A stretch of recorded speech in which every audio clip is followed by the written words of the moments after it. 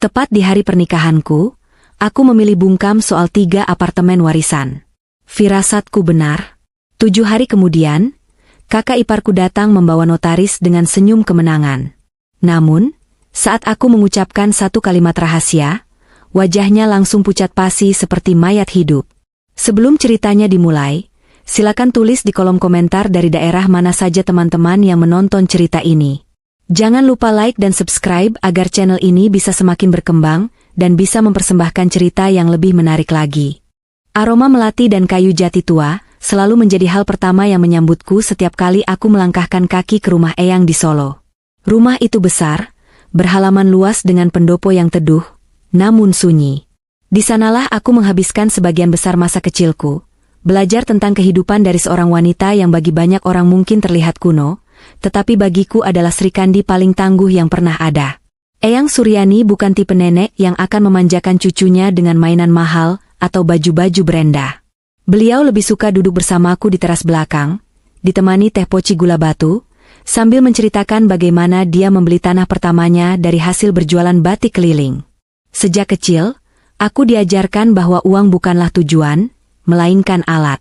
Eyang selalu berkata dengan nada tegas namun lembut, menyisipkan filosofi Jawa yang baru kupahami maknanya saat aku beranjak dewasa.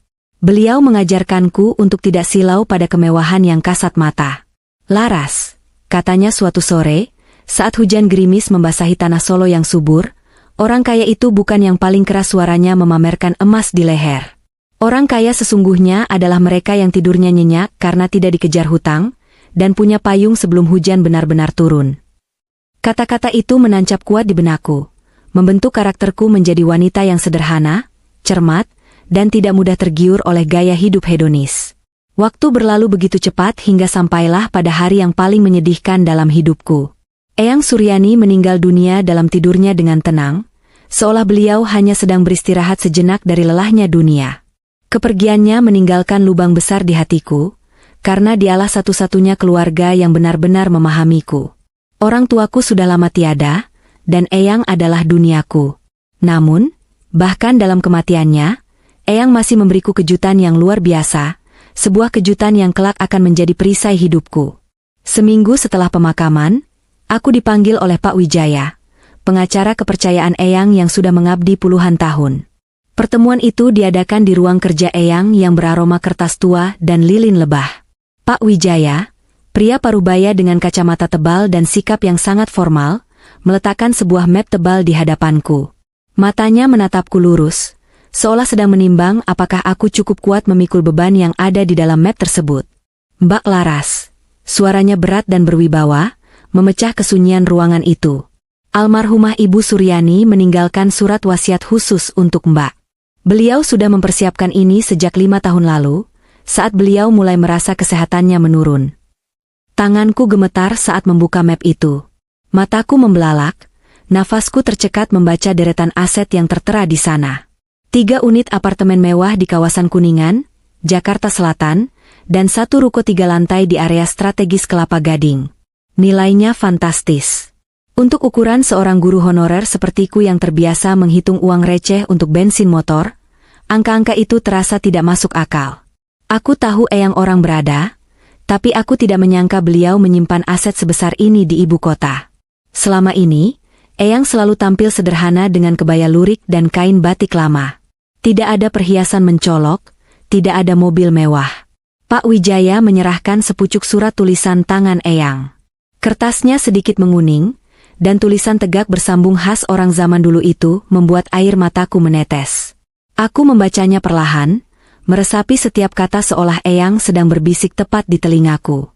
Cucu kesayanganku, Larasati.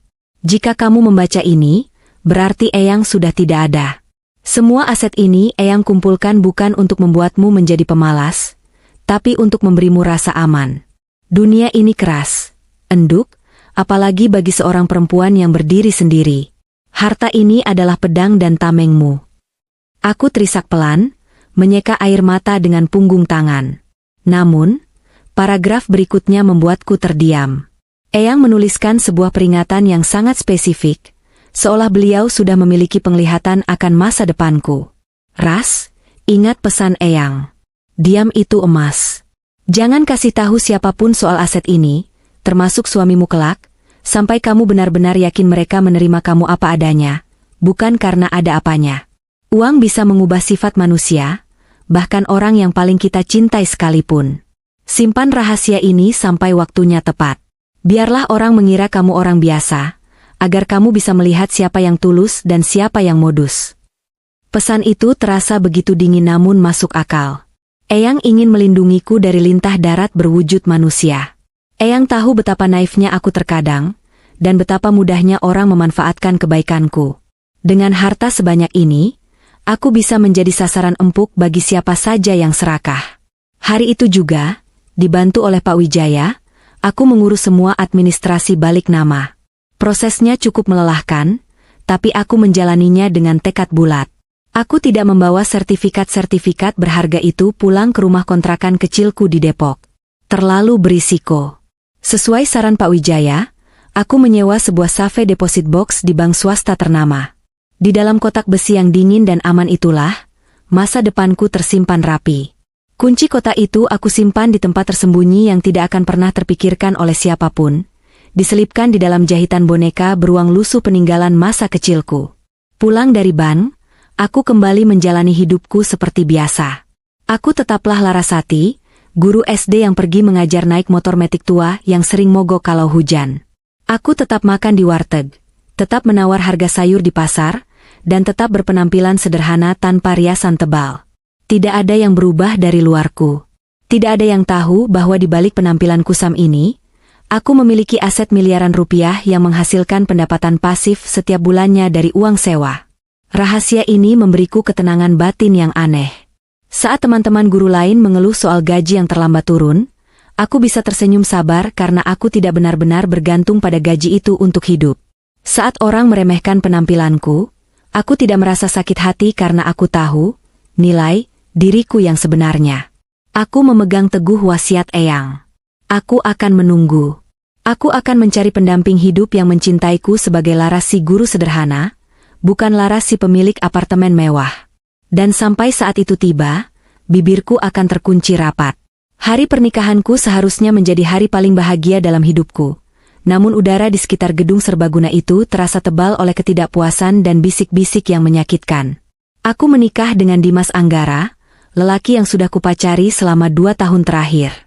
Dimas adalah pria yang baik, lembut, dan pekerja keras. Dia bekerja sebagai staf senior di sebuah perusahaan swasta. Aku mencintainya karena kesabarannya dan cara dia memperlakukanku dengan hormat. Tidak seperti lelaki lain yang sering merendahkan pekerjaanku sebagai guru honorer. Namun, aku sadar, menikah dengan Dimas berarti menikahi keluarganya juga. Dan disitulah letak ujian terbesarku. Kami sepakat menggelar resepsi sederhana di sebuah gedung serbaguna di pinggiran Jakarta. Bukan di hotel berbintang, bukan pula di ballroom mewah. Keputusan ini kami ambil bersama. Atau setidaknya, itulah yang kupikirkan. Aku ingin menabung uang kami untuk masa depan rumah tangga, bukan menghamburkannya hanya untuk pesta satu hari. Dimas setuju, meski aku bisa melihat keraguan di matanya saat harus menyampaikan hal ini kepada ibunya dan kakaknya. Benar saja, sejak pagi hari, wajah Ibu Ningrum, ibu mertuaku, sudah ditekuk masam. Beliau duduk di kursi pelaminan dengan kipas tangan yang dikibaskan terlalu keras, seolah udara di gedung itu begitu menyesakkan baginya. Senyumnya hanya muncul sekilas saat ada tamu yang menyalami, lalu kembali hilang begitu tamu itu berlalu. Dia jelas kecewa. Dia menginginkan pesta megah yang bisa dipamerkan kepada teman-teman arisannya, pesta yang menunjukkan bahwa putranya sukses. Tapi yang dia dapatkan hanyalah pesta sederhana dengan catering secukupnya dan dekorasi standar. Coba lihat dekorasinya, masa bunganya banyak yang plastik. Aku mendengar suara melengking itu dari arah meja VIP keluarga. Itu suara Siska Pratiwi, kakak kandung Dimas, iparku. Mbak Siska duduk dengan gaya yang sangat kontras dengan suasana gedung. Dia mengenakan kebaya penuh payet yang jauh lebih heboh daripada pengantinnya sendiri, lengkap dengan perhiasan emas yang bergelantungan di leher dan pergelangan tangannya. Di sampingnya, tas bermerek, yang aku yakin itu barang tiruan kualitas super, diletakkan di atas meja seolah benda keramat yang harus dilihat semua orang. Wajahnya penuh dengan riasan tebal, dan matanya terus memindai ruangan dengan tatapan meremehkan. Namanya juga guru honorer. Bu, duitnya mana ada? Paling ini juga Dimas yang nanggung semua biayanya. Lanjut Siska dengan suara yang sengaja tidak dipelankan. Jantungku berdegup kencang menahan emosi. Aku sedang berdiri di pelaminan, menyalami tamu, tapi telingaku panas mendengar ucapan itu. Aku melirik Dimas di sebelahku. Suamiku tampak gelisah, wajahnya memerah karena malu. Dia tahu ibunya dan kakaknya sedang berulah, tapi seperti biasa, Dimas tidak berani menegur. Dia hanya meremas tanganku pelan, sebuah isyarat minta maaf tanpa suara. Sabar ya, Ras, bisiknya. Aku menghela nafas panjang, berusaha mempertahankan senyum di wajahku demi menghormati tamu undangan. Sabar, Laras. Ingat kata Eyang. Diam itu emas, batinku menguatkan diri. Mereka tidak tahu bahwa biaya pernikahan ini sebenarnya aku yang menanggung 70%-nya, diambil dari tabungan hasil sewa apartemen bulan lalu. Dimas memang ikut menyumbang, tapi tabungannya tidak seberapa karena sering dipinjam, lebih tepatnya diminta paksa, oleh Mbak Siska dengan berbagai alasan. Tapi aku membiarkan mereka berpikir Dimas yang membayar semuanya. Aku tidak ingin merendahkan harga diri suamiku di depan keluarganya. Sesi foto keluarga menjadi momen paling canggung. Ibu Ningrum berdiri di samping Dimas, memegang lengan anaknya erat-erat seolah takut kehilangan, sementara aku berdiri di sisi lain dengan jarak yang agak renggang. Pak Heru, ayah mertuaku, tampak lebih tenang meski aku tahu gengsinya juga terusik. Sebagai pensiunan yang usahanya sedang lesu, Pak Heru sebenarnya tidak punya banyak modal untuk pamer, tapi dia selalu berusaha menjaga citra orang kaya lama di depan tetangga. Pesta sederhana ini baginya adalah sebuah penurunan status. Setelah sesi foto, Mbak Siska menghampiriku saat aku sedang minum segelas air di belakang panggung pelaminan. Dia menatapku dari ujung kaki sampai ujung kepala dengan tatapan menilai yang tajam. Ras, ini cateringnya kok rendangnya dikit banget dagingnya? Kebanyakan bumbu, keluhnya tanpa basa-basi. Malu lo sama temen-temenku yang datang. Mereka biasa makan di hotel. Aku meletakkan gela airku perlahan. Maaf, Mbak Siska. Kita pesan sesuai budget yang ada. Lagi pula rasanya enak kok, banyak yang bilang suka. Siska mendengus sinis. Dia melipat tangannya di dada. Budget, budget. Makanya, Ras, kalau cari istri itu harusnya yang sepadan. Dimas itu karirnya lagi bagus, gajinya lumayan. Sayang banget kalau dapetnya cuma, ya, kamu tahulah. Guru SD gajinya berapa sih? UMR juga nggak sampai, kan? Kata-kata itu meluncur tajam, menusuk tepat di ulu hati. Siska sengaja menyerang titik yang dia pikir adalah kelemahanku.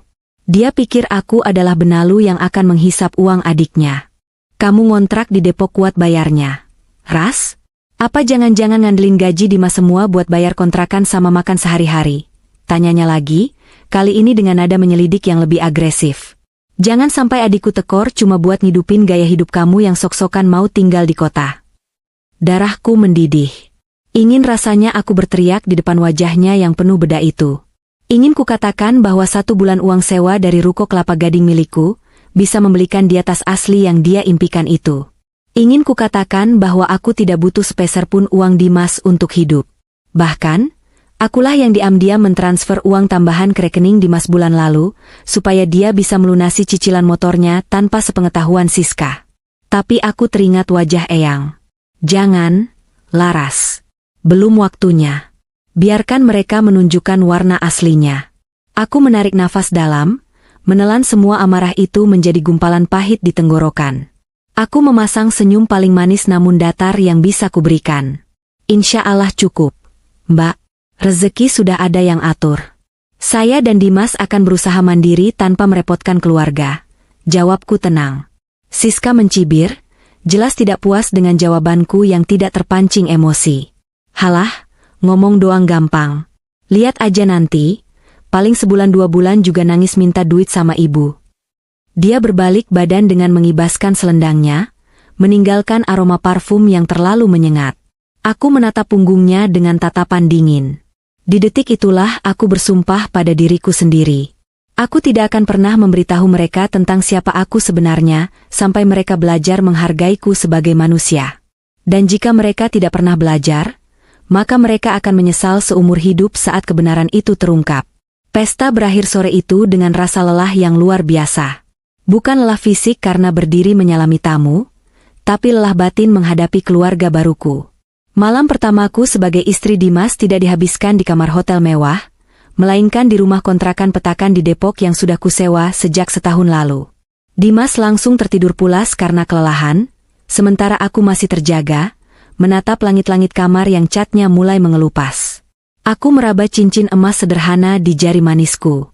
Pernikahan ini baru berumur beberapa jam, tapi benih konflik sudah ditebar begitu subur oleh ipar dan mertuaku. Aku mencintai Dimas, tapi aku sadar, cinta saja tidak akan cukup untuk menghadapi serigala-serigala berbulu domba itu. Aku butuh strategi. Dan untungnya, aku punya senjata rahasia yang tersimpan aman di dalam kotak besi ban. Senjata yang akan kulepaskan jika, dan hanya jika, mereka sudah keterlaluan. Tiba-tiba ponselku bergetar di atas nakas. Ada pesan masuk. Aku membukanya dengan mata menyipit. Itu dari nomor yang tidak dikenal, tapi isinya membuat keningku berkerut. Selamat menempuh hidup baru, Mbak Laras. Hati-hati, tidak semua orang di sekelilingmu senang melihatmu bahagia. Jaga asetmu baik-baik. Aku tertegun. Siapa pengirim pesan ini? Apakah Pak Wijaya? Atau ada orang lain yang tahu rahasiaku? Rasa dingin merambat di tengkukku. Sepertinya, permainan ini akan dimulai lebih cepat dari yang kuduga. Aku menghapus pesan itu, mematikan ponsel, dan memeluk guling. Besok adalah hari pertamaku sebagai istri, dan sekaligus hari pertama aku memulai peranku sebagai istri miskin yang tidak tahu apa-apa di mata keluarga Dimas. Mari kita lihat, seberapa lama mereka bisa menahan topeng kepalsuan mereka. 3 hari pasca pernikahan, ritme kehidupan baruku mulai terbentuk. Namun, bukan ritme romantis layaknya pengantin baru di film-film, melainkan ritme kewaspadaan. Aku menjalani peran gandaku dengan sangat hati-hati. Di pagi hari, aku adalah Bu Laras, guru honorer yang berangkat mengajar menembus kemacetan Depok menuju sekolah dasar negeri tempatku mengabdi. Aku mengenakan seragam batik guru yang warnanya sudah sedikit pudar, mengendarai motor metik keluaran 10 tahun lalu yang suaranya kadang tersendat-sendat kalau mesinnya belum panas. Helmku baret di sana-sini, jaketku bukan merek mahal. Siapapun yang melihatku melintas di jalanan Margonda pasti hanya akan melihat seorang wanita pekerja biasa yang sedang berjuang menyambung hidup. Dimas, suamiku, biasanya berangkat lebih pagi menggunakan kereta komuter lain karena kantornya di pusat Jakarta. Dia lelaki yang rajin, aku akui itu. Dia tidak pernah mengeluh soal rumah kontrakan kami yang sempit. Kontrakan ini hanya terdiri dari 1 ruang tamu kecil yang merangkap ruang keluarga, 1 kamar tidur, dapur sempit di belakang, dan kamar mandi yang kerannya sering menetes. Bagi Dimas, ini adalah awal perjuangan kami. Bagiku, ini adalah tempat persembunyian yang sempurna. Siang itu, saat jam istirahat sekolah, aku sedang duduk di ruang guru sambil mengoreksi tumpukan buku latihan matematika murid kelas 4. Suasana ruang guru cukup ramai dengan obrolan rekan-rekan kerja soal sertifikasi dan kenaikan harga beras. Ponselku yang kuletakkan di atas meja bergetar panjang. Sebuah panggilan masuk dari nomor yang sangat kuhafal, meski jarang menghubungiku, pos keamanan apartemen Kuningan. Jantungku berdesir pelan. Tidak biasanya pihak keamanan apartemen menelpon di jam kerja, kecuali ada hal mendesak seperti kebocoran pipa atau paket penting. Aku segera bangkit, meminta izin sebentar pada rekan di sebelahku, lalu melipir ke sudut lorong sekolah yang sepi di dekat gudang pramuka. Halo, selamat siang, Pak. Sapaku pelan, memastikan tidak ada guru lain yang mendengar. Selamat siang, Bu Laras. Maaf mengganggu waktunya. Suara Pak Dadan, kepala regu keamanan shift siang, terdengar sopan namun ada nada mendesak. Saya mau laporan, Bu. Tadi sekitar 15 menit yang lalu, ada tamu yang memaksa minta akses informasi pemilik unit 12B, unit Ibu. Dahiku berkerut. Siapa, Pak? Apa dia menyebutkan nama? Seorang ibu-ibu, Bu. Gayanya wah, agak mencolok. Dia naik mobil Pajero putih, plat nomornya B1 RFQ. Dia ngakunya saudara pemilik unit, katanya mau ngantar dokumen penting tapi kuncinya ketinggalan, jadi dia minta data pemilik buat konfirmasi nomor telepon. Tapi gelagatnya aneh, Bu. Dia maksa resepsionis di lobi buat kasih lihat buku tamu atau data penghuni. Darahku terasa dingin seketika. Pajero putih. Plat nomor itu. Aku hafal betul mobil siapa itu. Itu mobil kebanggaan Mbak Siska, yang sebenarnya cicilannya sering nunggak dan pernah hampir ditarik leasing bulan lalu, info yang kudengar dari keluhan Dimas. Terus, Bapak kasih?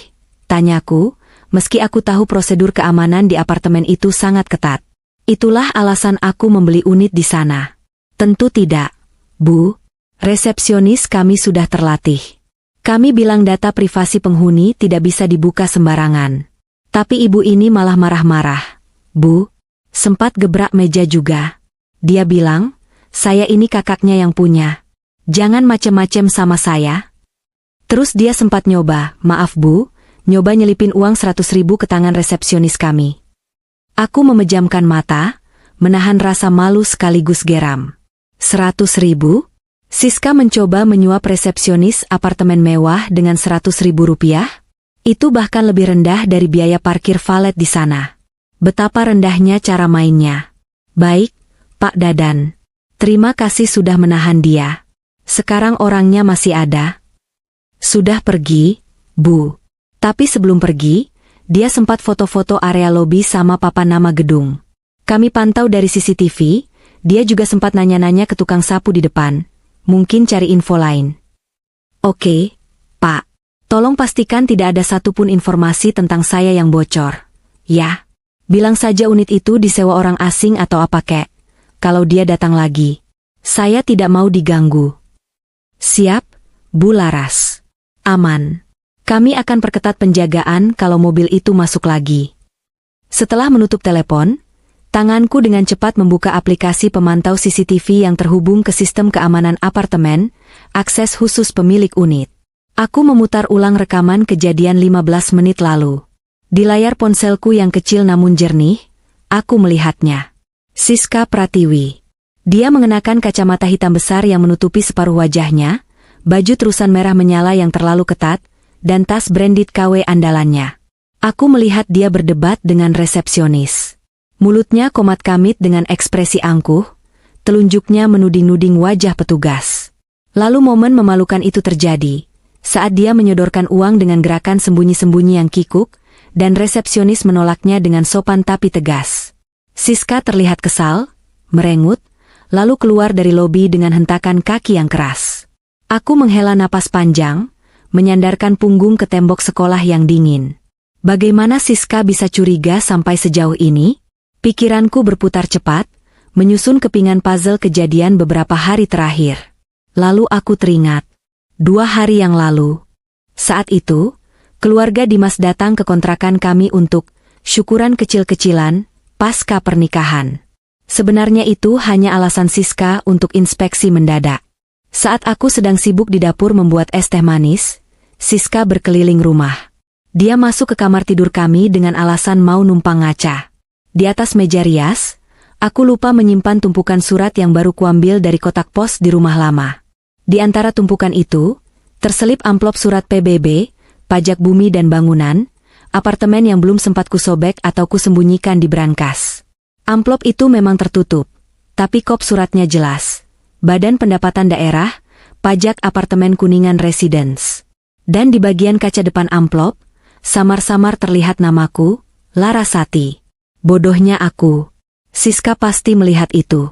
Dia tipe orang yang matanya jelalatan kalau melihat barang orang lain. Dia pasti penasaran. Bagaimana mungkin seorang guru honorer miskin bisa dapat surat tagihan pajak dari apartemen elit di Kuningan? Kecurigaan itulah yang membawanya hari ini ke sana. Dia ingin membuktikan dugaannya. Dia ingin mencari celah. Jika dia tahu aku punya aset itu, dia pasti akan merasa punya hak atasnya dengan dalih, harta gonogini keluarga, atau bantu suami. Aku menyimpan kembali ponselku ke saku. Bel masuk berbunyi nyaring. Aku harus kembali ke kelas, kembali menjadi bu guru Laras yang sederhana. Tapi di kepalaku, alarm perang sudah berbunyi. Siska sudah bergerak. Dia sudah mencium bau uang. Dan seperti hiu yang mencium darah, dia tidak akan berhenti sampai dia mendapatkan mangsanya. Baiklah, Mbak Siska, gumamku lirih sambil merapikan seragamku. Kamu mau main detektif-detektifan? Silakan. Tapi jangan kaget kalau ternyata kamu sedang menggali kuburanmu sendiri. Sore harinya, aku pulang ke kontrakan dengan kewaspadaan ganda. Aku memeriksa setiap sudut rumah. Apakah ada barang yang bergeser? Apakah ada jejak orang lain? Untungnya tidak ada. Dimas pulang malam hari itu. Wajahnya lelah tapi dia tetap tersenyum membawakanku martabak manis kesukaanku. Capek ya, Mas? Tanyaku sambil memijat bahunya di ruang tamu. Lumayan, Ras. Tadi ada meeting alot sama klien. Oh iya, tadi Mbak Siska nelpon aku, kata Dimas santai sambil mengunyah martabak. Gerakanku terhenti sejenak. Oh ya? Bilang apa dia? Nggak jelas. Cuma nanya-nanya kamu. Nanya kamu punya saudara kaya di Jakarta nggak? Atau kamu pernah kerja di perusahaan properti nggak? Aneh banget kan pertanyaannya? Aku bilang aja nggak ada. Kamu kan dari dulu guru. Terus dia malah ketawa sinis gitu. Aku tersenyum tipis. Dimas, suamiku yang polos. Dia tidak sadar kakaknya sedang menginterogasi. Mungkin Mbak Siska cuma penasaran. Mas, kan orang kampung sering bilang aku ini, nggak pantes. Buat kamu, mungkin dia kira aku pakai susuk atau pesugihan kali. Candaku mencoba mencairkan suasana. Dimas tertawa. Ada-ada aja kamu. Udah jangan dengerin omongan Mbak Siska. Dia memang gitu orangnya, kepo. Aku ikut tertawa, tapi mataku menatap tajam ke arah jendela yang gelap. Dia bukan cuma kepo, Mas. Dia lapar. Dan dia sedang berburu. Aku memutuskan untuk diam saja, pura-pura sibuk mengoreksi ujian murid yang belum selesai, sambil menunggu langkah Siska selanjutnya. Aku tahu, kegagalan di lobi apartemen tadi tidak akan menghentikannya. Justru itu akan membuatnya makin nekat. Dan aku harus siap menyambut kenekatan itu. Hari ke-7 pernikahan kami jatuh pada malam Jumat yang kelabu. Langit Jakarta seolah menumpahkan seluruh isi perutnya. Hujan turun dengan intensitas yang mengerikan, disertai angin kencang yang membuat atap seng rumah kontrakan kami bergetar hebat. Suara guru sahut menyahut, menciptakan atmosfer mencekam yang membuat bulu kuduk berdiri. Jam dinding menunjukkan pukul 8 malam. Dimas belum pulang. Dia mengirim pesan singkat sejam yang lalu, mengatakan terjebak hujan di stasiun dan menunggu reda karena dia lupa bawa jas hujan. Aku sendirian di rumah, duduk di karpet ruang tamu yang tipis, ditemani secangkir teh hangat yang mulai dingin. Di hadapanku berserakan kertas ulangan harian murid-muridku. Cahaya lampu neon yang remang-remang membuat bayangan di sudut ruangan terlihat hidup. Tes. Aku mendongak. Plafon di sudut ruang tamu mulai merembes. Air hujan menetes jatuh ke lantai ubin yang dingin. Aku bergegas mengambil ember plastik di kamar mandi untuk menampungnya. Bunyi tetesan air yang menghantam dasar ember beradu dengan suara hujan di luar, menciptakan irama kesunyian yang ironis. Inilah rumahku sekarang. Bocor, sempit, dan dingin. Padahal, hanya dengan satu tanda tangan, aku bisa pindah ke apartemenku yang hangat, kering, dan mewah di lantai 12. Tapi aku menahan diri. Kenyamanan fisik bisa ditunda, tapi keamanan masa depan tidak bisa ditukar dengan apapun. Tiba-tiba, sebuah sorot lampu mobil yang sangat terang menembus celah pagar kayu rumahku, menyilaukan mata. Mobil itu berhenti tepat di depan gerbang, mesinnya menderu halus meski di tengah hujan badai. Aku mengintip dari balik tirai jendela yang tipis. Pajero putih. Jantungku berdegup kencang. Itu mobil Siska. Apa yang dia lakukan di sini malam-malam begini, di tengah badai? Perasaanku tidak enak. Ini bukan kunjungan silaturahmi biasa. Ini adalah serbuan. Pintu mobil terbuka. Siska turun, berjuang dengan payung besar yang nyaris terbang tertiup angin. Dia tidak sendirian. Dari pintu penumpang sebelah kiri, turun seorang wanita asing. Wanita itu mengenakan setelan blazer formal yang tampak basah di bagian bahunya, memeluk tas kerja kulit erat-erat di dada, seolah melindunginya dari hujan. Wajahnya terlihat tegang. Mereka berdua berlari kecil menerobos hujan menuju teras rumahku. Tanpa menunggu aku membukakan pintu, Siska sudah menggedor pintu kayu itu dengan tidak sabar. Dok, dok, dok, Ras, Laras, buka pintunya. Dingin nih, teriak Siska, suaranya berusaha mengalahkan gemuruh hujan. Aku menarik napas dalam, mengatur ekspresi wajahku agar terlihat biasa saja dan sedikit bingung, lalu memutar kunci pintu. Pintu terbuka. Angin basah langsung menyerbu masuk. Siska berdiri di sana dengan rambut yang sedikit lepek meski sudah di-blow mahal, dan wajah yang dipoles bedak tebal namun tak bisa menutupi gurat ketidaksabaran. Di belakangnya, wanita asing itu berdiri canggung, kacamatanya berembun. Ya ampun, Mbak Siska, kok hujan-hujan kesini? Mas Dimas belum pulang. Loh, sapaku sambil menyingkir dari ambang pintu. Siska langsung nyelonong masuk tanpa melepas sepatunya yang basah dan berlumpur, mengotori lantai ruang tamuku yang baru saja kusapu. Justru itu, Ras, mumpung Dimas nggak ada, kita bisa ngobrol, antar wanita, dulu biar cepet, katanya dengan nada bosi, lalu melakukan cipika-cipiki palsu, pipinya bahkan tidak menyentuh pipiku, hanya udara kosong yang berbunyi muah. Dia menoleh ke wanita di belakangnya. Ayo masuk, Bu Melinda. Jangan sungkan, ini rumah adik ipar saya. Emang kecil sih, agak pengap, tapi ya lumayanlah buat berteduh. Kata-kata itu selalu ada selipan hinaan di setiap kalimatnya. Wanita bernama Bu Melinda itu masuk dengan ragu-ragu. Dia melepas sepatu hak tingginya di dekat pintu, lebih sopan daripada Siska. Permisi, Bu Laras. Maaf mengganggu malam-malam, ucapnya pelan. Suaranya bergetar, dan aku melihat keringat dingin di dahinya meski udara sedang dingin. Dia tampak gugup. Sangat gugup. Silakan duduk, Mbak, Bu. Aku mempersilakan mereka duduk di sofa busa tua yang sudah kempes di beberapa bagian. Siska duduk dengan menyilangkan kaki, menatap sekeliling ruangan dengan tatapan merendahkan, lalu matanya berhenti pada ember yang menampung tetesan air bocor. Dia mendecih pelan. Ya ampun, Ras. Rumah kayak kandang ayam gini kok betah sih? Bocor lagi. Kasihan Dimas kalau harus hidup susah begini terus. Aku tersenyum kecut, tidak menanggapi hinaannya. Ada perlu apa ya, Mbak? Tumben sekali. Siska mencondongkan tubuhnya ke depan, tatapannya berubah menjadi serius. Jenis serius yang dipaksakan untuk terlihat akrab. Gini loh, Ras. Mbak ini kan sayang banget sama kalian. Mbak nggak tega lihat Dimas kerja keras banting tulang tapi hidupnya gini-gini aja. Kamu juga? Masa mau selamanya jadi guru honorer yang gajinya cuma cukup buat beli bensin? Kalian butuh modal. Kalian butuh masa depan. Dia menunjuk Bu Melinda. Nah, kenalin ini Bu Melinda. Dia notaris kepercayaan keluarga besar kita. Mbak sengaja bawa dia ke sini jauh-jauh. Mumpung hujan, biar sekalian beres urusannya. Mbak mau bantu kalian? Bantu apa, Mbak? Tanyaku, pura-pura polos. Padahal alarm di kepalaku sudah berbunyi nyaring sekeras sirine ambulan. Notaris? Keluarga besar Siska tidak punya notaris kepercayaan. Ayah mertuaku bahkan mengurus surat tanah lewat calo kelurahan. Ini pasti ada hubungannya dengan penyelidikan Siska di apartemen kemarin.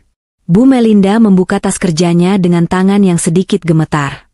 Dia mengeluarkan sebuah map tebal berwarna merah. Siska langsung menyambar map itu dan meletakkannya di meja, tepat di atas tumpukan kertas ulanganku. Jadi gini, Siska memulai dongengnya, matanya berbinar licik.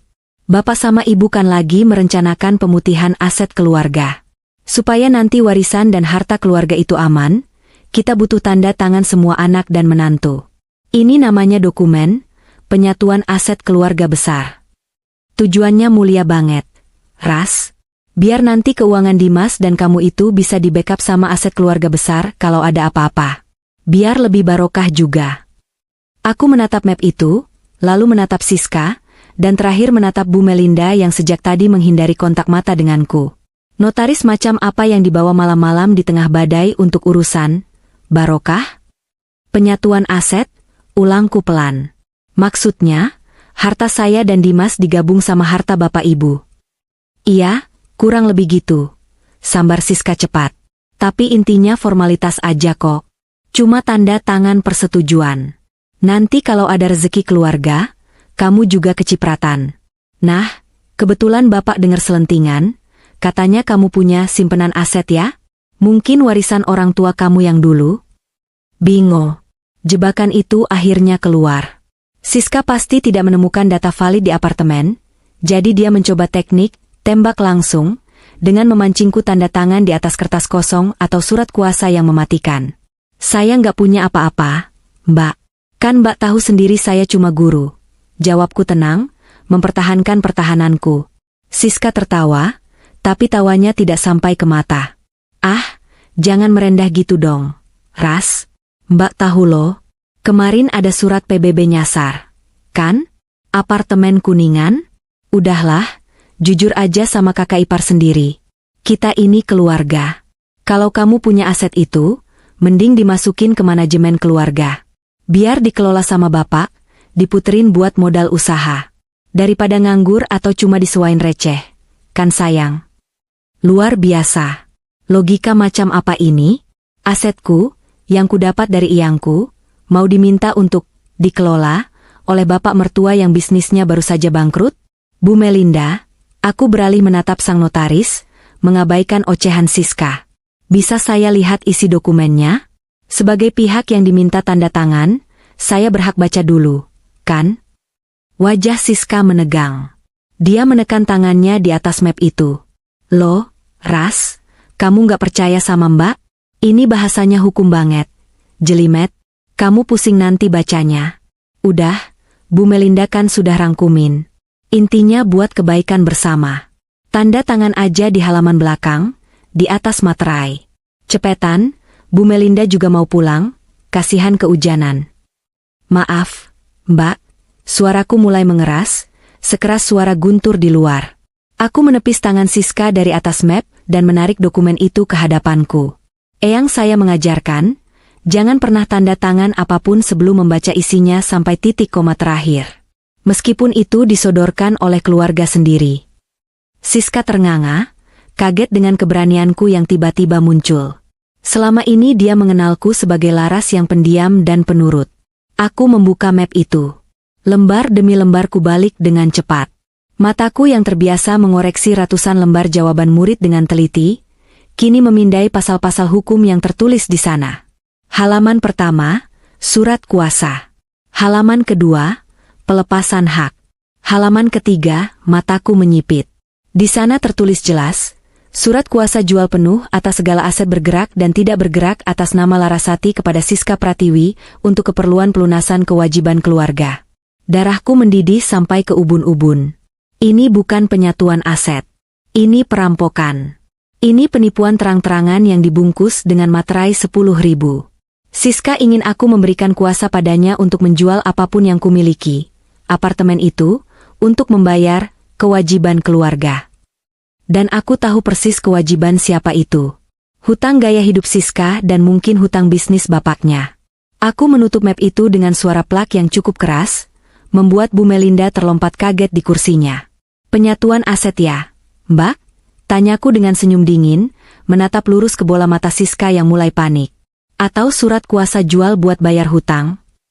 Suasana ruangan yang dingin karena hujan, mendadak terasa panas membara. Perang terbuka di antara kami, akhirnya dimulai di ruang tamu sempit yang bocor ini. Dan kali ini, aku tidak akan mundur. Ketegangan di ruang tamu kecil itu terasa semakin memadat, seolah udara telah disedot habis dan digantikan oleh gas beracun yang menyesakkan dada. Suara hujan yang menghantam atap seng terdengar, seperti gendang perang yang menabuh irama bahaya. Siska menatapku dengan mata melotot, riasan tebal di wajahnya tak mampu menyembunyikan kepanikan sesaat yang melintas saat aku menyebut surat kuasa jual. Namun, sebagai pemain watak yang handal dalam drama kehidupannya sendiri, dia dengan cepat menguasai diri. Aduh, Laras, kamu ini suzon banget sih sama kakak ipar sendiri. Siska berseru dengan nada tinggi yang dibuat-buat, seolah dia adalah korban fitnah yang paling menderita. Dia mencoba merebut kembali map merah itu dari tanganku, tapi aku menahannya dengan sikuku yang menekan kuat ke meja. Kamu itu nggak ngerti bahasa hukum, Ras. Makanya jangan sok tahu. Itu istilah standar notaris. Iya kan, Bu Melinda? Siska menoleh tajam ke arah Bu Melinda, memberikan kode mata yang sangat jelas. Bantu aku, atau kamu tidak akan dibayar. Bu Melinda tersentak, lalu buru-buru membetulkan letak kacamata bingkai tebalnya yang berembun. Dia berdehem beberapa kali, mencoba membersihkan tenggorokannya yang sepertinya kering kerontang karena gugup. Iya, betul, Bu Laras. Benar apa kata Ibu Siska, ucap Bu Melinda terbata-bata. Tangannya yang memegang pulpen gemetar hebat, sampai-sampai dia harus menyembunyikannya di bawah meja. Pasal tentang kuasa jual, itu hanya klausul pelengkap. Maksudnya bukan untuk dijual beneran, tapi untuk mempermudah proses administrasi di Badan Pertanahan Nasional kalau sewaktu-waktu ada perubahan zonasi atau pemutihan pajak waris. Bahasanya memang begitu, Bu. Namanya juga legal standing untuk penyatuan aset keluarga. Aku menatap wanita di hadapanku itu dengan tatapan kasihan. Dia jelas bukan notaris profesional. Atau mungkin notaris yang izin prakteknya sudah lama dicabut karena malpraktik. Penjelasannya berantakan, mencampur adukan istilah hukum sembarangan hanya untuk membuatku bingung. Istilah, perubahan zonasi, dan pemutihan pajak, tidak ada hubungannya sama sekali dengan surat kuasa mutlak yang sedang kupegang ini. Oh, begitu ya, Bu Melinda? Tanyaku dengan nada datar, pura-pura mencoba mencerna. Jadi, kalau saya tanda tangan ini, sertifikat apartemen dan ruko saya tidak akan berpindah nama ke Mbak Siska? Tidak akan dijual tanpa izin saya? Ya pasti enggak lah, potong Siska cepat, sebelum Bu Melinda sempat menjawab. Gila apa kamu, Ras? Masa aku mau jual harta adik ipar sendiri? Aku ini cuma mau bantu ngamanin. Bapak itu lagi pusing. Banyak aset keluarga yang sengketa. Nah, Bapak mau semua aset anak mantunya didaftarin jadi satu payung hukum biar kuat. Kalau kamu nggak mau dibantu, ya udah. Tapi jangan salahin aku kalau nanti apartemen kamu itu disita pemerintah atau diklaim orang lain karena surat-suratnya nggak benar. Ancaman kosong. Siska sedang mencoba menakut-nakutiku dengan kebodohan yang dia karang sendiri. Sertifikat apartemenku adalah SHM, sertifikat hak milik, yang sah, dikeluarkan resmi oleh BPN, dan atas namaku sendiri. Tidak ada celah sengketa. Tapi Siska memanfaatkan asumsi bahwa aku adalah guru honorer kampung, yang buta hukum dan mudah digertak. Lagian ya, Ras, lanjut Siska, kini mengubah taktiknya dari marah menjadi memelas, taktik manipulasi emosi yang sering dia gunakan pada Dimas. Suaranya melembut, dibuat sedih. Keluarga kita lagi susah. Bapak lagi sakit-sakitan mikirin usaha. Ibu juga sering nangis kalau malam. Kita sebagai anak harusnya bersatu, saling dukung. Masa kamu tega misahin harta kamu sendiri sementara keluarga suami lagi prihatin?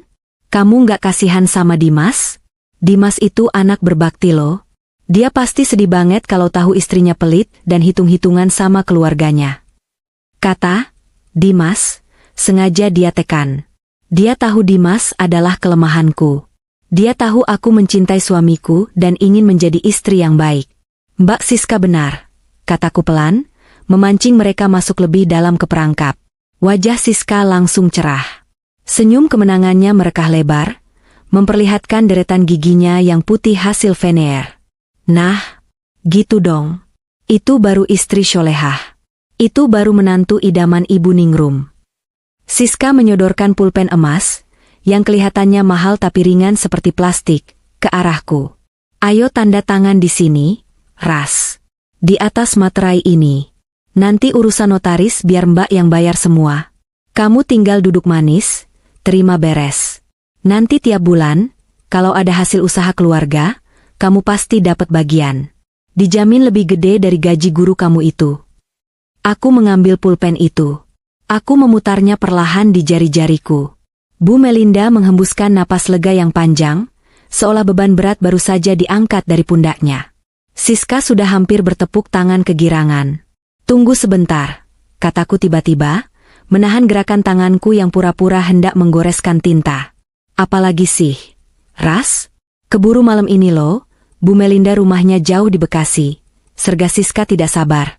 Sebelum saya tanda tangan, ada satu hal yang mengganjal di hati saya, Mbak.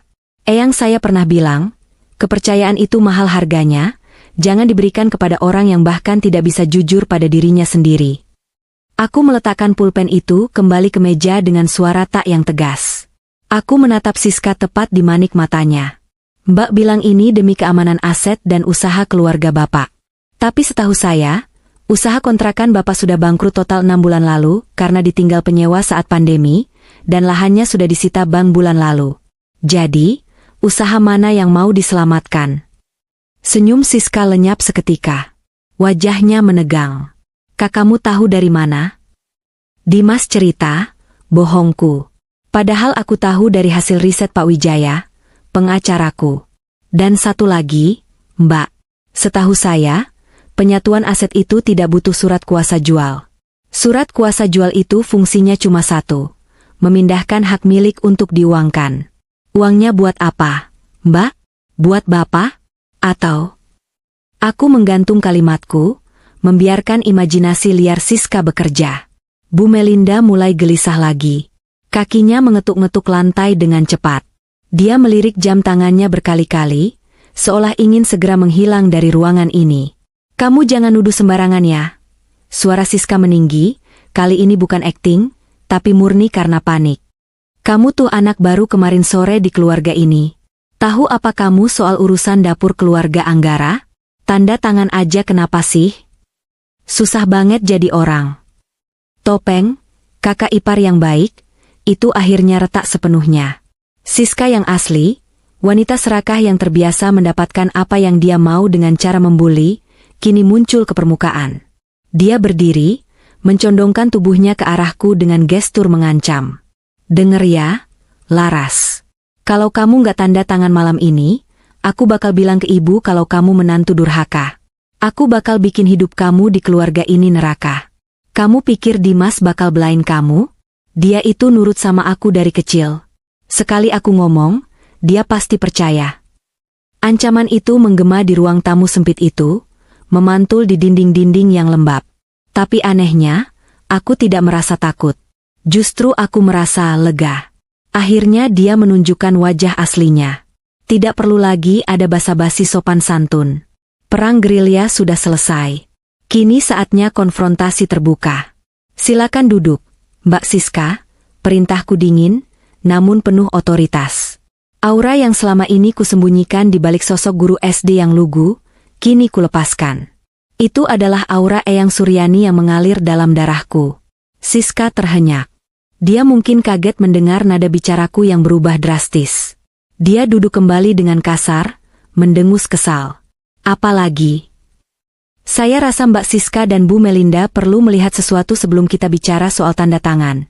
Kataku sambil merogoh tas kerjaku yang tergeletak di samping sofa. Aku mengeluarkan laptop tuaku. Aku membuka laptop di atas meja tamu yang penuh dengan tumpukan kertas ulangan dan map merah terkutuk itu. Layar menyala, menampilkan wallpaper foto Eyang yang sedang tersenyum. Dalam hati aku meminta restu. Eyang, bantu Laras memberi pelajaran pada mereka. Mau ngapain sih buka laptop segala? Mau pamer RPP? Cibir Siska, matanya memutar malas. Dia mengeluarkan ponselnya, mungkin berniat menghubungi seseorang atau sekadar mengalihkan rasa gugupnya. Bukan RPP, Mbak. Tapi sebuah film pendek yang menarik. Sayang kalau dilewatkan, jawabku santai. Jariku menari di atas touchpad, membuka folder tersembunyi yang sudah kusiapkan sejak kemarin. Aku mengklik sebuah file video berdurasi 2 menit. Video itu adalah rekaman CCTV dari lobi apartemen Kuningan yang kudapat dari akses pemililku. Silakan ditonton, ujarku sambil memutar laptop agar menghadap ke arah mereka berdua. Di layar, gambar bergerak dengan jelas meski tanpa suara. Terlihat sosok wanita berbaju merah ketat, baju yang sama persis dengan yang ada di profil WhatsApp Siska, sedang berdiri di depan meja resepsionis apartemen mewah. Gestur tubuhnya agresif. Dia menunjuk-nunjuk wajah resepsionis, menggebrak meja, lalu momen yang paling memalukan itu muncul. Tangan wanita itu menyelinap di bawah meja, menyodorkan beberapa lembar uang berwarna merah kepada petugas. Petugas itu menolak, dan wanita itu terlihat marah besar. Mulutnya terbuka lebar meneriakkan sesuatu sebelum akhirnya pergi dengan menghentakkan kaki. Ruang tamu itu hening. Hanya suara hujan yang masih setia menjadi latar belakang. Wajah Siska yang tadinya merah karena marah, kini perlahan memucat. Matanya terpaku pada layar laptop. Mulutnya sedikit terbuka, tapi tidak ada suara yang keluar. Dia tertangkap basah. Itu bukan. Siska mencoba menyangkal, tapi suaranya tercekat. Buktinya terlalu nyata. Plat nomor Pajero putihnya bahkan terlihat jelas saat dia keluar dari lobi dalam rekaman kamera luar gedung. Mbak Siska kelihatan cantik ya di CCTV, meski sedang marah-marah, komentarku sarkas. Pasal 368 KUHP tentang pemerasan dan ancaman, atau mungkin percobaan penyuapan? Saya rasa pihak keamanan apartemen punya rekam jejak yang lengkap kalau Mbak mau menyangkal. Bu Melinda menelan ludah dengan susah payah. Dia mulai membereskan tasnya pelan-pelan, memasukkan kembali kotak kacamata dan ponselnya. Bu Siska, sepertinya saya ada urusan mendadak. Bisiknya gemetar. Duduk dulu, Bu Melinda, potongku tegas, menatap notaris gadungan itu. Filmnya belum selesai. Masih ada sequelnya. Aku menekan tombol panah kanan di keyboard, beralih ke file foto. Kali ini bukan CCTV. Ini adalah foto hasil jepretan orang suruhan Pak Wijaya. Foto itu diambil 3 hari yang lalu di sebuah ruko kumuh di daerah Jakarta Timur. Di foto itu, Siska sedang duduk berhadapan dengan 2 orang pria bertubuh besar dan bertato. Wajah Siska terlihat kusut, matanya bengkak seperti habis menangis. Di latar belakang, terlihat papan nama kecil bertuliskan, Koperasi Simpan Pinjam Kilat, Dana Cepat Cair. Dan ini foto Mbak Siska di kantor pinjaman online ilegal, kan? Atau lintah darat? Tanyaku.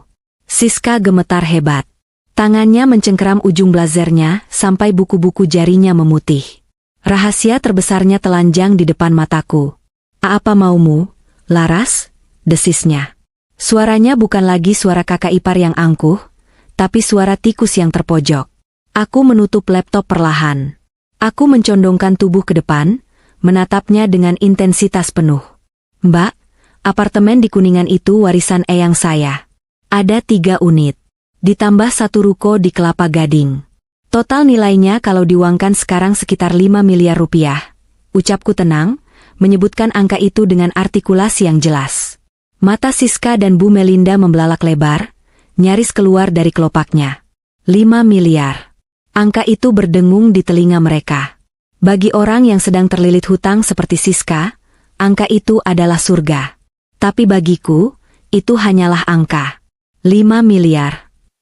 Gumam Siska tanpa sadar, matanya berbinar tamak sesaat, sebelum kembali redup karena ketakutan. Ya, 5 miliar, lanjutku. Dan Mbak mau saya menjualnya bukan untuk usaha Bapak, kan? Mbak mau jual itu untuk menutupi hutang judi online suami Mbak yang sudah mencapai ratusan juta, plus hutang gaya hidup Mbak yang gali lubang tutup lubang di 10 aplikasi pinjol berbeda. Siska tersentak hebat, seolah aku baru saja menampar wajahnya dengan keras. Dari mana kamu? Dunia ini sempit, Mbak. Mas Anton, suami Mbak, minggu lalu baru saja menggadaikan BPKB mobil dinas kantornya, kan? Dan sekarang dia dikejar-kejar debt collector karena kalah judi slot lagi. Mbak putus asa, bingung mau cari uang di mana karena Pajero Mbak juga sudah nunggak 3 bulan. Makanya Mbak nekat datang ke sini, bawa notaris palsu ini, maksa saya tanda tangan surat kuasa jual. Mbak pikir saya bodoh? Mbak pikir saya cuma guru honorer yang bisa dikibuli? Air mata mulai menggenang di mata Siska. Bukan air mata penyesalan, tapi air mata ketakutan. Rencananya hancur berantakan. Dia tidak menyangka adik iparnya yang pendiam ini ternyata memegang kartu as yang mematikan. Ras, tolong Ras. Siska tiba-tiba merubah posisinya, dia berlutut di depanku, memegang lututku. Harga dirinya runtuh seketika di hadapan ancaman kehancuran finansial. Tolong Mbak, Ras. Orang-orang itu, debt collector itu serem banget. Mereka ngancem mau nyulik anak-anak Mbak. Tolong tanda tangan, Ras. Nanti Mbak ganti. Sumpah, nanti Mbak ganti kalau Mas Anton udah menang lagi. Aku menepis tangannya dengan jijik. Mas Anton menang lagi? Itu pola pikir penjudi, Mbak. Nggak akan pernah ada menangnya. Bu Melinda yang sudah tidak tahan dengan situasi itu langsung berdiri.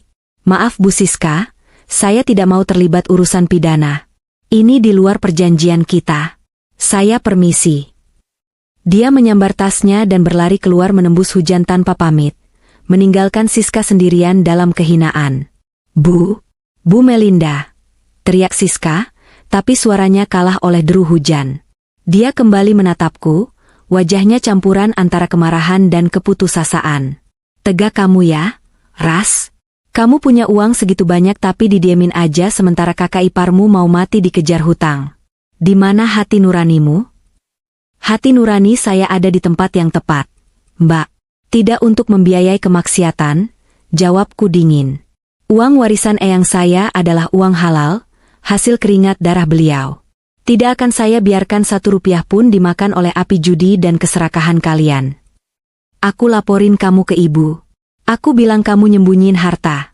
Ancam Siska lagi, kembali ke mode menyerang karena permohonannya ditolak. Silakan, tantangku. Bilang saja. Tapi ingat, kalau Mbak buka mulut soal harta saya akan buka mulut soal hutang judi Mas Anton dan hutang pinjol Mbak ke bapak dan ibu.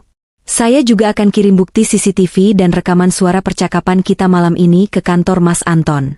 Biar dia dipecat sekalian karena menggelapkan BPKB mobil kantor. Mbak mau kita saling hancurkan? Ayo, saya siap. Wajah Siska pucat pasi, seperti mayat hidup. Dia sadar, dia kalah telak. Senjataku jauh lebih besar dan mematikan daripada gertakan sambalnya. Dia mundur selangkah demi selangkah, menatapku dengan tatapan ngeri, seolah aku adalah monster yang baru saja bangkit dari tidur panjang. Tepat saat ketegangan mencapai puncaknya, terdengar suara motor berhenti di depan rumah. Suara motor yang sangat ku kenal. Assalamualaikum. Pintu depan terbuka. Sosok Dimas berdiri di sana, basah kuyup, air menetes dari ujung rambut dan jaketnya. Matanya yang lelah memandang kami berdua dengan bingung. Dia melihat kakaknya yang berantakan dan pucat, lalu melihatku yang duduk tegak dengan wajah dingin, serta laptop yang masih menyala menampilkan foto Siska di kantor lintah darat. Mbak Siska? Laras? Ini ada apa? Kok tegang banget? Tanya Dimas, suaranya parau karena kedinginan. Aku menarik napas panjang. Waktunya sandiwara babak terakhir. Tapi kali ini, aku tidak akan menjadi korban. Aku menatap Dimas, lalu menunjuk map merah yang masih tergeletak di meja. Tanya kakakmu, Mas. Tanya dia, kenapa dia bawa notaris palsu ke sini malam-malam dan maksa aku tanda tangan surat kuasa jual apartemen warisan eyang buat bayar hutang judi suaminya. Mata Dimas membelalak lebar, beralih menatap Siska yang kini gemetar ketakutan di sudut ruangan. Bom waktu itu akhirnya meledak. Suara guruh meledak di langit tepat saat kalimatku meluncur, seolah alam semesta ikut memvalidasi kemarahan yang selama ini terpendam. Dimas berdiri mematung di ambang pintu, air hujan menetes deras dari ujung rambutnya, membasahi lantai keramik yang dingin.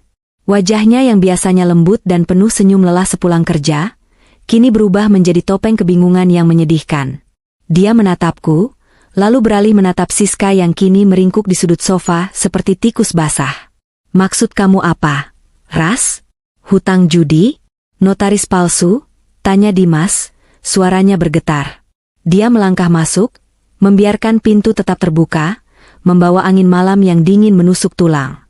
Siska, yang menyadari bahwa ini adalah kesempatan terakhirnya untuk memutarbalikkan fakta, tiba-tiba melompat berdiri. Dia menerjang ke arah Dimas, mencengkeram lengan adiknya dengan histeris. Air mata buayanya tumpah ruah seketika. Dimas, jangan dengerin istri kamu. Dia itu gila. Dia fitnah Mbak. Jerit Siska dengan suara melengking yang menyakitkan telinga. Mbak kesini cuma mau silaturahmi, mau bantu kalian atur keuangan biar sukses kayak bapak dulu. Tapi istrimu ini, dia malah nuduh Mbak mau ngerampok. Dia menghina Mas Anton, menghina keluarga kita. Aku tidak bergerak dari tempat dudukku. Aku tidak perlu berteriak untuk melawan orang yang sedang panik. Ketenangan adalah senjata yang paling mematikan saat ini. Baca map itu, Mas, kataku datar, menunjuk map merah di atas meja dengan daguku. Baca halaman 3. Kalau Mbak Siska memang berniat baik, kenapa di situ tertulis surat kuasa jual penuh atas nama Siska Pratiwi? Kenapa aset warisan eyangku harus dipindah namakan ke dia? Dimas menepis tangan Siska perlahan, matanya terkunci pada map merah itu. Dia melangkah mendekati meja, Tangannya yang basah dan gemetar meraih dokumen tersebut. Jangan dibaca, Dim. Itu bahasa hukum, kamu nggak ngerti. Itu cuma formalitas. Siska berusaha merebut map itu, tapi kali ini Dimas menghindar. Dia mengangkat map itu tinggi-tinggi, menjauhkannya dari jangkauan kakaknya yang pendek. Dimas membaca. Detik demi detik berlalu dengan lambat dan menyiksa. Aku bisa melihat perubahan ekspresi di wajah suamiku. Dari bingung, menjadi tidak percaya, lalu kaget, dan akhirnya kecewa yang teramat dalam. Rahangnya mengeras. Urat-urat di lehernya menonjol keluar. Dia melempar map itu kembali ke meja dengan kasar. Brak, Mbak mau jual apartemen Laras? Tanya Dimas. Suaranya rendah, hampir seperti bisikan, tapi terdengar jauh lebih menakutkan daripada teriakannya. Mbak bilang ke ibu kalau Laras itu beban. Mbak bilang Laras cuma numpang hidup. Padahal Laras punya aset segini banyak dan dia diam saja. Dimas menoleh ke arah laptopku yang masih menampilkan foto Siska di kantor lintah darat. Dia melihat bukti itu.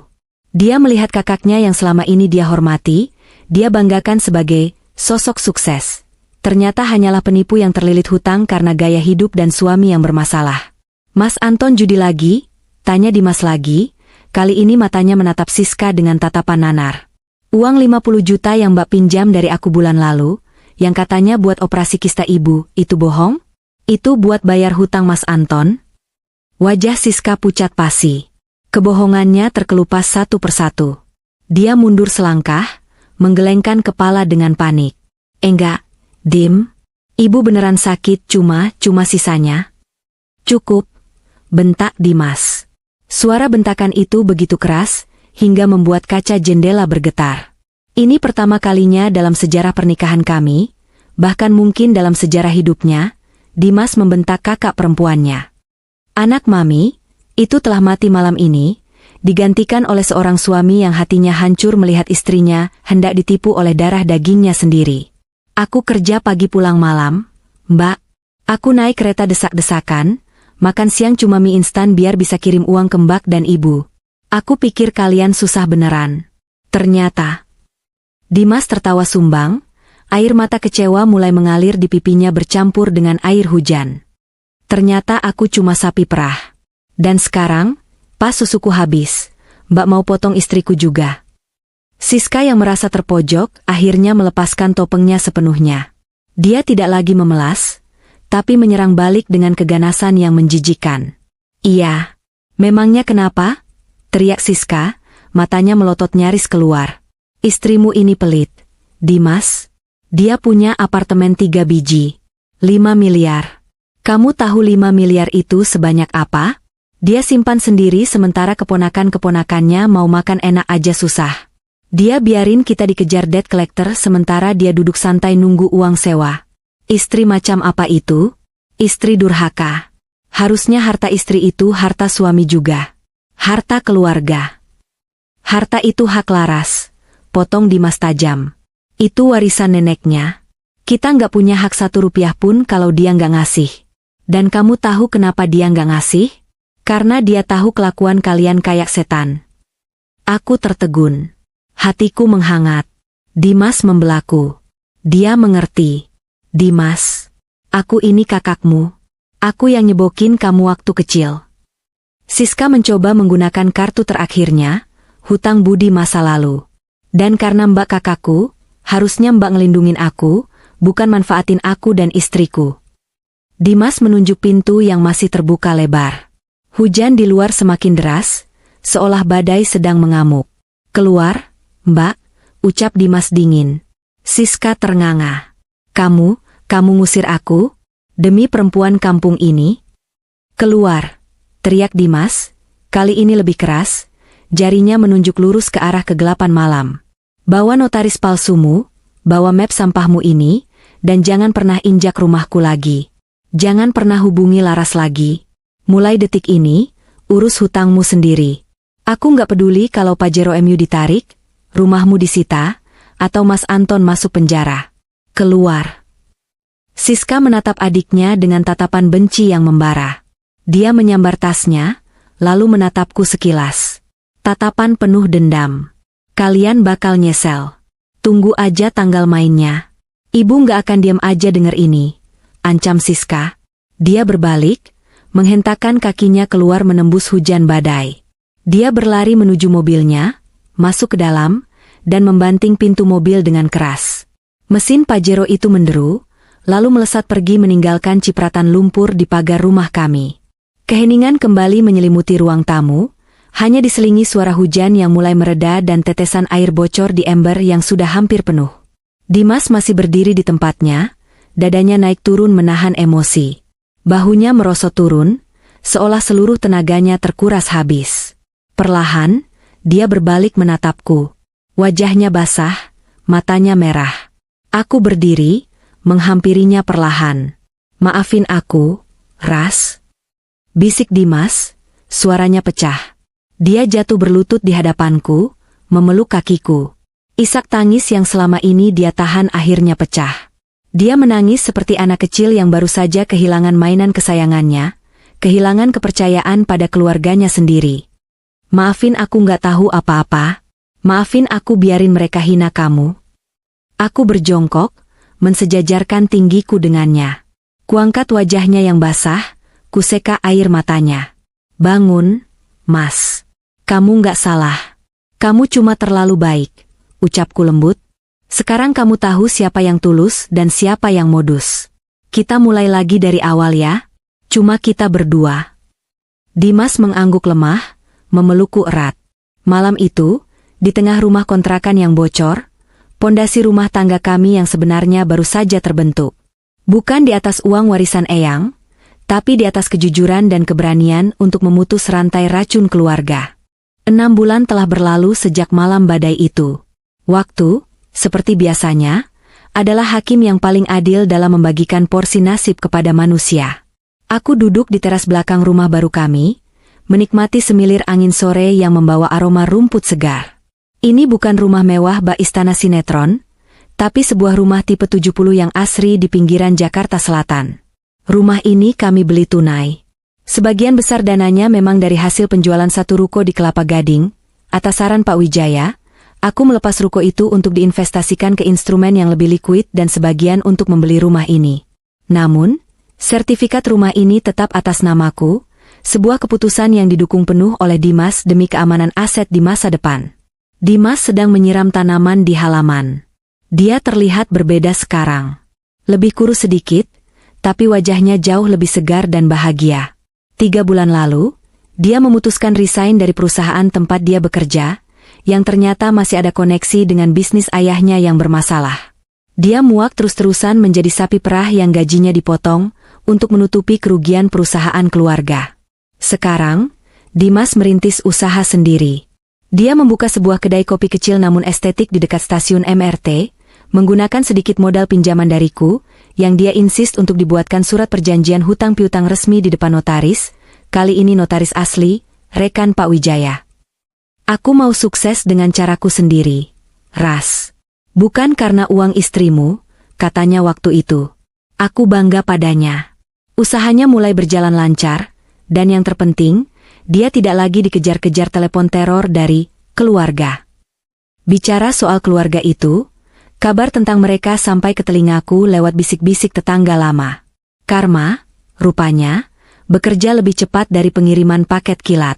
Mobil Pajero putih kebanggaan Siska sudah ditarik leasing 2 bulan lalu di tengah jalan, sebuah tontonan memalukan yang sempat viral di grup WhatsApp warga. Suaminya, Mas Anton, kini buron karena kasus penggelapan uang kantor dan hutang judi online yang menumpuk. Siska sendiri terpaksa kembali menumpang di rumah orang tuanya.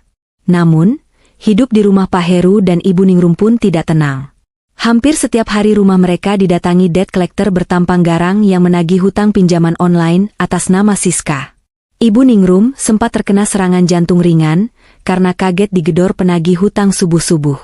Ironisnya, di saat mereka jatuh dan butuh bantuan, tidak ada satupun teman sosialitas Siska yang mau mendekat. Mereka semua menghilang. Dan Dimas? Dia menepati janjinya. Dia memblokir semua akses komunikasi. Ketika Ibu Ningrum mencoba datang ke kedai kopi Dimas sambil menangis-nangis minta uang, Dimas dengan tegas namun sopan meminta karyawannya untuk mengantar ibunya pulang. Bantuan saya hanya doa, Bu. Sisa hutang Mbak Siska adalah tanggung jawab Mbak Siska sendiri. Begitu katanya. Terdengar kejam? Mungkin. Tapi itu adalah satu-satunya cara menyelamatkan diri dari kapal yang karam. Aku sendiri kini punya kesibukan baru selain mengajar. Dengan sisa uang sewa apartemen yang masih mengalir lancar, aku mendirikan sebuah yayasan kecil bernama Yayasan Sri Kandi Suryani. Sesuai namanya, yayasan ini memberikan pelatihan literasi keuangan dan modal usaha mikro bagi wanita-wanita korban KDRT atau janda yang tidak punya penghasilan. Aku ingin semangat Eyang Suryani terus hidup. Aku ingin mengajarkan pada wanita lain apa yang Eyang ajarkan padaku, bahwa kemandirian finansial adalah tameng terbaik bagi seorang perempuan. Melamun apa, Bu Ketua Yayasan? Suara Dimas membuyarkan lamunanku. Dia meletakkan selang air dan duduk di kursi rotan di sebelahku, menyeka keringat di dahinya dengan handuk kecil. Aku tersenyum, menuangkan teh hangat ke cangkirnya. Nggak melamun, Mas. Cuma lagi bersyukur aja. Rasanya tenang banget hidup kita sekarang. Dimas menyeruput tehnya, lalu menatapku lekat. Tangannya meraih tanganku, menggenggamnya erat. Jari-jarinya terasa kasar karena kerja keras di kedai, tapi kehangatannya terasa tulus. Harusnya aku yang bersyukur. Ras, ucapnya pelan, kalau bukan karena ketegasan kamu waktu itu, kalau bukan karena wasiat Eyang yang kamu pegang teguh, mungkin sekarang kita udah hancur. Mungkin aku masih jadi budak kakakku, dan kita nggak punya tempat tinggal. Itu semua jalan Tuhan, Mas. Eyang cuma perantara, jawabku. Kamu tahu, Ras? Dimas memandang langit sore yang mulai berwarna jingga. Dulu aku marah kenapa kamu rahasiain soal apartemen itu. Tapi sekarang aku ngerti. Uang itu kayak pisau. Kalau dipegang orang yang salah kayak Mbak Siska, dia bakal melukai orang lain. Tapi kalau dipegang sama kamu, dia jadi alat masak yang bikin semua orang kenyang. Aku tertawa kecil mendengar analoginya. Jadi aku koki dong. Koki kehidupan, canda Dimas, lalu wajahnya berubah serius lagi. Untung kamu dengerin Eyang, Ras. Untung kamu bungkam. Diamu itu benar-benar emas. Dan teriakanmu di malam badai itu hal paling berani yang pernah aku lihat. Aku memandang suamiku, lalu memandang cincin kawin kami yang berkilau ditimpa cahaya matahari sore. Perjalanan kami masih panjang. Uang warisan ini suatu saat akan habis atau berganti bentuk. Tapi pelajaran yang kami dapatkan, tentang harga diri, tentang keberanian berkata tidak, dan tentang membedakan cinta dengan manipulasi, itu adalah warisan abadi yang tak ternilai harganya. Ayo masuk, Mas. Udah mau maghrib, ajakku sambil berdiri. Dimas mengangguk, merangkul pundakku saat kami berjalan masuk ke dalam rumah yang hangat dan penuh damai. Di luar pagar sana, dunia mungkin masih kejam dan penuh tipu daya. Tapi di sini, di balik dinding rumah kami, tidak ada lagi rahasia, dan tidak ada lagi benalu. Hanya ada kami, dan masa depan yang kami bangun dengan tangan kami sendiri.